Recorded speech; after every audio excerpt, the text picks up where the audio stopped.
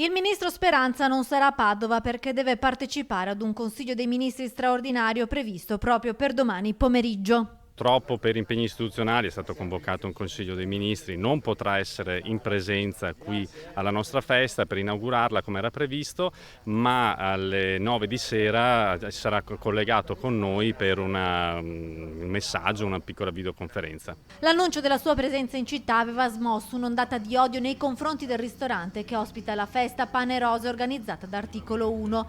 Il ministro della Salute infatti doveva aprire l'evento e parlare al pubblico riunito nel giardino del ristorante etico solidale Strada Facendo di Chiesa Nuova, gestito da Don Luca Favarin.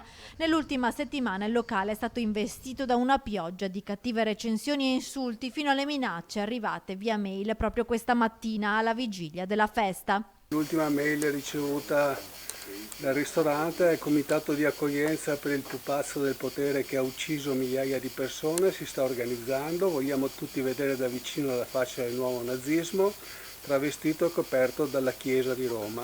Complimenti per l'ospite illustre, il Padre Eterno saprà ricordarsi di lui e di voi. Le minacce semplicemente per aver ospitato una manifestazione di Articolo 1 con la presenza del Ministro Roberto Speranza, questo è inaccettabile.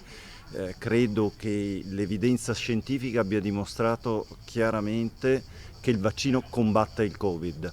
In questa festa si potrà entrare solo con il Green Pass perché vogliamo assicurare a tutti i cittadini che verranno alla festa tranquillità e serenità. La festa Pane e Rose dal 2 all'8 settembre tratterà soprattutto i temi della salute e dei profughi. Per entrare sarà necessario il Green Pass. Tra gli ospiti sono previsti il ministro Federico D'Incà, Massimo D'Alema e Pierluigi Bersani. Un'occasione a livello locale per riunire tutta la sinistra e anche il Movimento 5 Stelle in vista delle amministrative padovane previste per la primavera del 2022.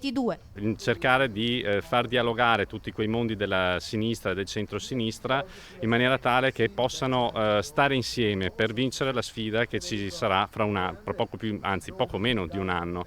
Quindi il dialogo che parte anche attraverso questo momento di festa